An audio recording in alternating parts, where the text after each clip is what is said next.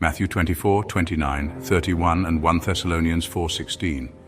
17 describe the same event from a different perspective as I explained in a previous video.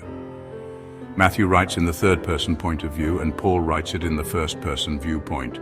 That is why they have a few differences in those two texts, but there are overwhelming similarities between the two. That is why I believe Paul and Matthew are explaining the same event. If that is the case, we can conclude that the rapture happens immediately after the tribulation. When we interpret the rapture correctly, we begin to understand Revelation more clearly.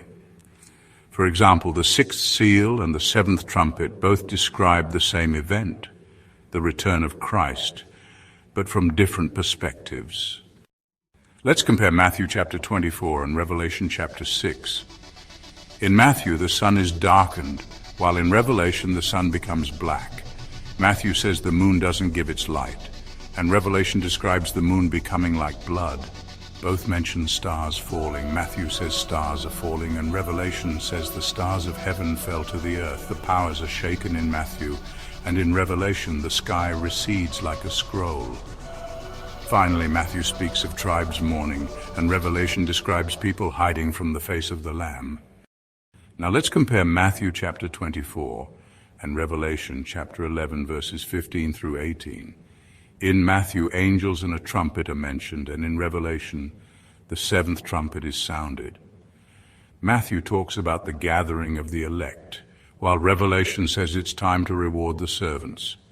Tribes mourn in Matthew, and in Revelation it's the time to judge the dead.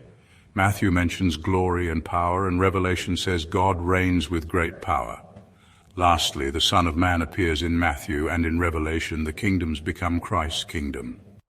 Now let's take a moment to compare Revelation chapter 6 and chapter 11. In Revelation 6, we read about the day of wrath, and in Revelation 11 it says, "Your wrath has come." In chapter 6, people try to hide from his face, while in chapter 11 it mentions that the nations were angry. Revelation 6 asks, "Who can stand?" And Revelation 11 declares, "Destroy those who destroy the earth." Matthew chapter 24 verses 29 to 31 and 1 Thessalonians chapter 4 verses 16 to 17 are, clearly the same event, just described from different perspectives. Understanding this really helps us interpret the rest of prophecy more accurately and honestly, prepare properly. If you want to see the church reach its full potential, go ahead and subscribe to this channel and give this video a thumbs up. Have a great day. God bless you. Jesus is on the throne.